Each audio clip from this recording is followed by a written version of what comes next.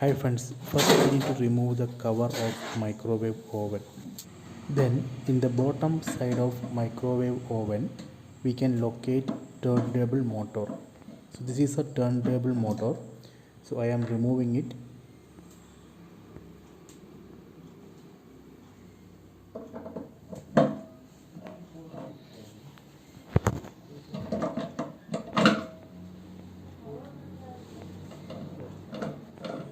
Okay, done.